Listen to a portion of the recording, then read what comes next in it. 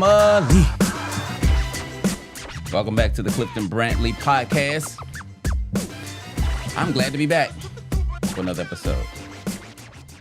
Fade that out. Listen, I was thinking about love. So I want to share something with you that I was thinking about the other day about love. So I don't know if you guys know it. You might not can tell. I'm a regular human being. And so by being a regular human being, that means I have regular flaws, like all the rest of us on the planet, right? And so a few days ago, I had a situation where I didn't handle something correctly because I couldn't see correctly. But from there, it got me to thinking about love, right? So I want to share this. I want to share this with you. I think it's going to help somebody, but I also think it's going to challenge some folk, right? I think it's going to challenge some folk. Okay, so check this out. So I was thinking about love the other day, and I have this question. How do you know that your partner loves you? Like, is it because of how you feel, right? Is it because of what you see? So I asked a friend of mine this question, and he said, actions speak louder than words, right? He said it's about sacrifice. For example, if I'm tired and you need to talk, then I'll sacrifice, stay up and listen. That's love, right? And so I was like, okay, but is that what love looks like for everyone? Like, how will you know that the person that's sacrificing, that they're sacrificing because of love? Or how will you know that their sacrifice means love for you? Like, what if they're sacrificing out of fear instead of love? How would you know? And then he said consistency, meaning you'll know it's love if their behavior is consistent. Makes sense? But then I asked this question. Does love always produce actions? Does love always produce actions? Now, that's something that I've taught that for the longest. You may have heard me teach it. And that is, like, you can give without loving, but you can't love without giving. And while I do still believe that that is true at a fundamental level, sometimes the actions of love are not as noticeable. In other words, like some giving, some actions are unobservable. Well, there you go with them words, trying to say them big words. I write it, but then I can't say it. I can say that unobservable. Some actions and some giving you can't see, at least not in the moment. For example, let's say I'm getting frustrated with you, but because I love you, I choose to operate in patience. But you may not see the activity of my patience, right? And then he hit me. My friend hit me. He hit me with this. 1 Corinthians 13. I was like, oh, that's a good point, right? It's a good point. And so for those you don't know, First Corinthians 13, we call that the love chapter in the Bible, right? And in Corinthians, where it talks about, love is patient, love is kind, blah blah blah, all those things. So I said, great point. So are you saying that if I love you, but I'm not kind to you, then I don't love you? See, the thing about 1 Corinthians 13, which says, love is patient, love is kind, love keeps no records of wrong, right? The thing about it is, number one, it's not an exhaustive list, meaning that's not a list of everything that love is or does. But also, number two, the things listed there are loving behaviors, right? Does it mean, like, that's not love. Those are loving behaviors. So when it says love is patient, it would be more accurately understood to mean patience is loving behavior. You feel me? So to be clear, these are some of the actions of love. What you see in Corinthians, these are some of the actions of love. But I don't believe that we can conclude that every time somebody is patient, that's being fueled by love. Every time somebody's being kind, it's being fueled by love. And when I say love, I mean love for the person that they're showing it to. Like, so with that in mind, if I cannot know for sure that you love me based on your actions, because so I only gave one, but whatever you come up with, when you say you see this action, that's how I know they love me. Are you saying this action is only produced via love? Right? So, okay. If we can't determine if your partner loves you, if you can't determine if your partner loves you based on what you see them doing, that's what I think I just made that point, right? If not, y'all let me know in the comments. But then what can I base it then on how I feel? Right? So let's talk about how we feel love.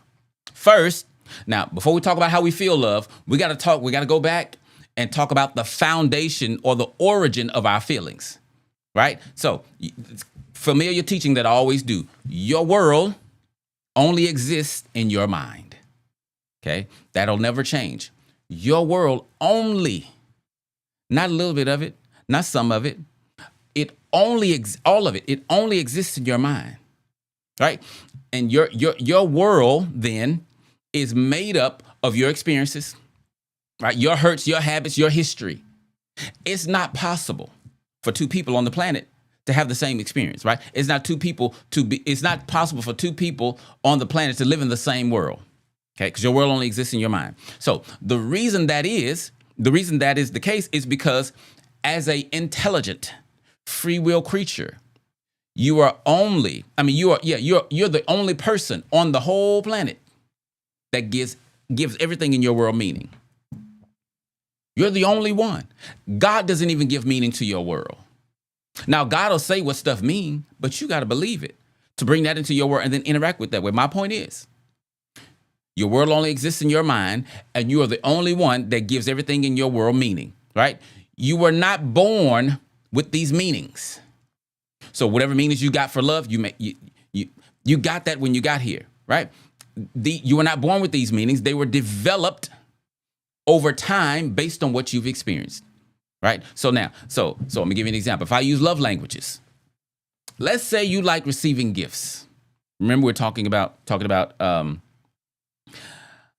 I want to feel, so I can know I'm loved if I feel it, right? So that's what we're talking about. So let's say, love languages. Let's say you like receiving gifts, okay?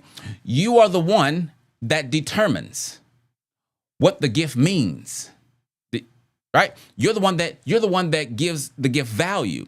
The value of the gift is not based on the giver. The value is based on the receiver, okay? So if you are angry at your husband, and he gets you a gift, you won't feel the same about the gift. But that's because of what you think about your husband and the gift because you're angry at him. I hope I'm making sense, right? So the point that I'm making is that your feelings are produced by your thoughts and your beliefs that only exist in your world. Okay. So if that's true then, and it is, how then can someone else make you feel loved? They can't. But if you think that you can know, key word is no, right? Let me give you a little bit of answer key to the test. The key word is no. And all I'm saying, the key word is no. If you think that you can know if you are loved by someone by the way you feel, then you are going to hurt yourself and you're going to hurt your relationship because you don't feel loved. You're going to blame your partner. When you don't feel whatever you think you're supposed to feel, you're going to blame them because you're the one I'm in a relationship with. So you're going to put it on them. So you know what you see. You know what you feel. But how do you know they love you? Now, the reason this is even a question is because we humans are so desperate to be loved. Yeah, and I mean desperate to be loved, right? We'll say, I want to be loved completely. Well, what does that even mean? What does it mean to be loved completely? I've said it. And if you told me to write a paper on it, I mean, I guess I could describe it, but I don't really know what I mean either. Like, what do you mean you want to be loved completely? The most common unspoken issue in my office is I don't think they love me, or they're doing this because they don't love me. We tie all behaviors and actions to love, and we hurt ourselves because you're saying, hey, this person don't love me because they never sacrifice. They don't love me because they don't show no patience. They don't love me because we don't spend no time together. You made that up. So here's my hypothesis. We cannot know for sure if someone loves us. I've been thinking about it, and I've been processing, and I've been turning it over in my head. Not that I'm the most smartest person in the world, but if you got something different, tell me. I don't believe we can tell if someone truly loves us. And actually, as I think about that, if my hypothesis is correct, then it also means we don't need to know if someone loves us. You feel me? So if I can't know, then it also means I don't need to know. If I can't know for sure that my partner loves me, then I also don't need to know that they love me. Because if I need to know that they love me for sure and I can't, then God has set me up to have an unmeetable need. That won't help me, right? Okay, so if I can't know for sure that my partner loves me, I simply then have to do what? Choose to believe it. Yeah, I got to choose to believe it. I know we want to see it and we want to feel it, but those are not reliable indicators that your partner loves you. And then, as an aside, you want to ask yourself, why do I need to know? Why do I need to know you love me? Well, because I don't want to waste my time. Okay, well, whatever you come up with, I'm not asking you that for a real answer. I'm asking you that for you to think about it. Why do I need to know they love me? So my argument is this. We would do better to stop focusing on being loved, stop focusing on feeling loved, and instead focus on how we want to be treated. Yeah, focus on how you want to be treated. Don't focus on how you want to feel. I mean, how you want to be loved. Focus on how you want to be treated. But we also must stop placing emphasis on love. That's what I believe. Like, so let me clarify what I'm saying. I believe that love is like a top human need. I agree with that. Love is needed by humans. Love is special. Love is the it of humanity. I agree with that. But at the same time, we place, maybe I shouldn't say too much emphasis. We place the wrong emphasis on love. That's better. We place the wrong emphasis on love. Right? Here's why I'm saying that, because we tie everything to love. So however your partner treats you, they do or don't love you. The problem is you're going to set yourself up to be hurt, because if they're moving in a way that in your mind looks good or makes you feel good, you can mistakenly think they love you when they don't. Or you can mistakenly think that their love is at a certain level of depth when it is not. Right? So how do you want to be treated? First, how do you want to feel? Because the way you want to feel will then dictate how you want to be treated. So, for example, if you want to feel chosen, then you have to decide, or you got to know or decide what actions produce those feelings for you. And then you got to tell your partner to treat you that way so you can have those feelings.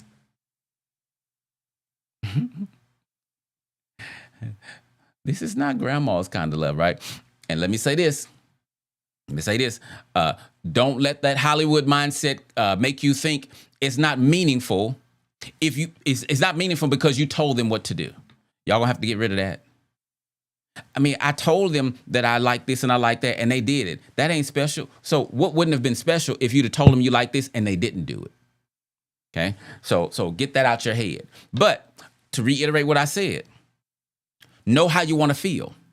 And then you got to know what actions produce those feelings. And then you got to teach your partner how to do those actions so you'll feel how you want to feel. Right? By the way, I hope you're paying attention, because this is how to build a relationship you enjoy. Now, I did not say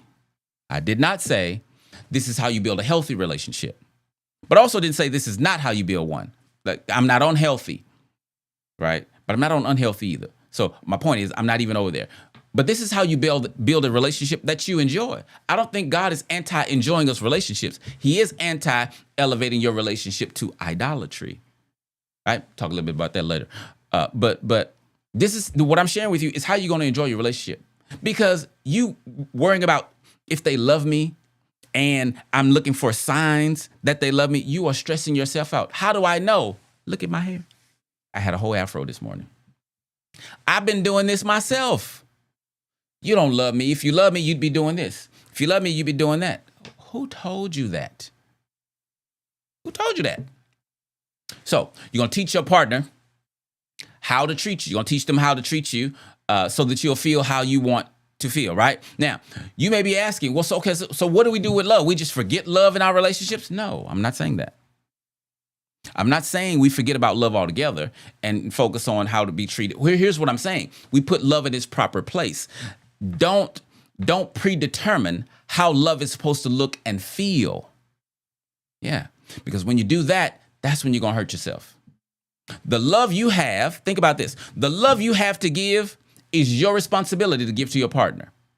Yeah, and the same is true for your partner. The love that they have, it's their responsibility to give it to you. So your partner loving you based on how they learn how to show love, that's more genuine than you teaching them how to love you. Like love languages. Like, you buy me gifts, I'm going to feel love. That's how you love me. First of all, that's not love. So that's one reason we need to stop saying that. But if you think it is, you're going to coach them to make you feel a certain way, and you're going to think it's love. Why is that important? It's more detrimental on the other side when you think the love is gone. That's when we tear up our relationships. So if we could just land at, you buy me a computer, I feel love. If we just stayed there, I don't think we'd have that much of an issue. But it's when you don't buy me a computer and I determine you don't love me. That's the problem. Okay. Now, the thing I'm not going to do in this particular video is break down the parameters of love, because, if I'm loving you based on the way I love, instead of how you want to, instead of how you want to receive it, then the assumption has to be, I don't have a twisted love, right? And so if I was going to do a deep dive, I would have to explain all that. So let's just assume like twisted love is on the side. All right, we're not even talking about that. All right. Okay. So to be clear, what I'm suggesting is that you teach your partner not how to love you, how to treat you. How do you want to be treated in your relationship? How do you want to be treated? And then after you teach them how to treat you, because that's going to make you feel good. Isn't feeling good? Then you need to learn how to receive love the way that your partner gives it. That's the part we don't like. That's going to be the hardest part, right? Learn to receive love the way your partner gives it. Because that love that they're giving is going to be based on who they are, based on if you give me something, I want it to be from your heart, not from mine, right? Do you want to be loved by them, or do you want to be loved by you through them? Think about it, right? If it is by you, if it is by you, but through them, which is how most of us, listen to what I'm saying, that's how most of us love. That's how most of us do relationships. So if it's by you, you're going to love yourself by you, but through them, then won't anybody do?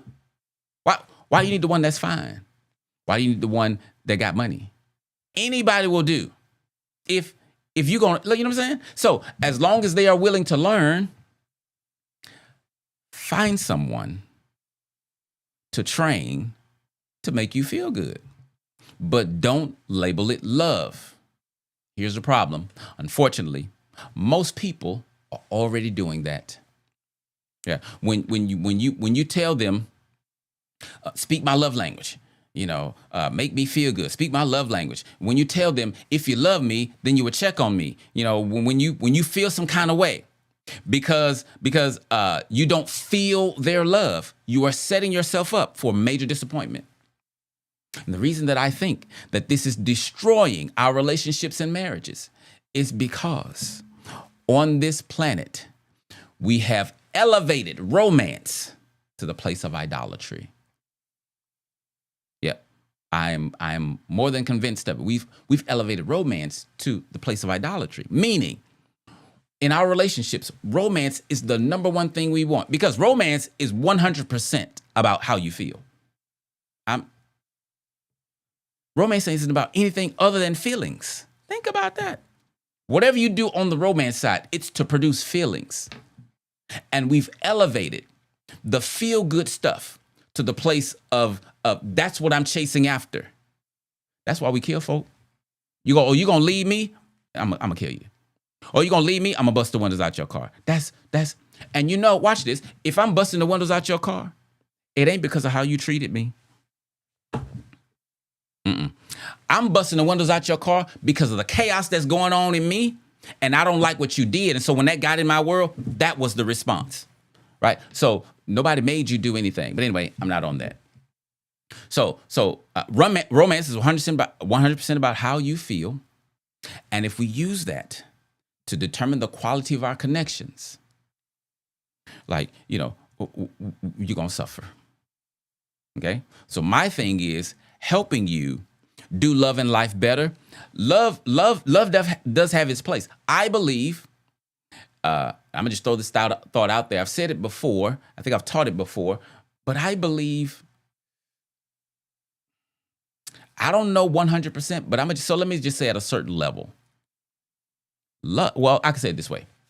Without being 100%. Love is primarily, I'm not saying exclusively because I don't know. Love is primarily, I believe, to meet needs, meaning help, meaning you in trouble, let me show up. I don't believe, I don't see it anywhere that's credible that love means I feel good. Love means I just don't see love makes me feel anything. On the romance side, let me say that we're on the romance side, but I'm not anti-feeling good. You just got to put it in this proper place. And you got to stop saying when you don't feel a certain way, then that's proof that your partner don't love you. No, that's proof you don't like the way they're treating you. And we can work on that. Or we can work on how they treat you. So how do I know if they love me? You can't. You can't. You just got to believe it. And then you work with each other on. So this is why I believe friendship is the greatest foundation for any long-term relationship. Marriage or whatever, friendship. Because when we're friends, we're getting to know each other. We are developing likes with each other, and we're developing skills on how to treat each other, how to interact with each other. But the point that I made earlier, don't miss it. I wasn't playing. If it's just about how you feel, I'm telling you, you can train anybody to do that. They don't have to be a certain race. Now, you think they do because of what's in your world, because your mind has told you, I can't date a white girl. I can't date a black man. I can't date a Chinese. Like you made that up. You're going to hurt yourself. Okay? Well, let me say this. You're going to keep hurting yourself because I know that's what you're already doing. Because that's what we do on this planet. You are going to hurt yourself. 1,000%. Right? So here's what I want you to do. Make it your business to learn yourself. Because see, here's what we do too. We show up to relationships. Why this is difficult, we show up to relationships not knowing ourselves, and we want to feel loved, but we don't know how to love us.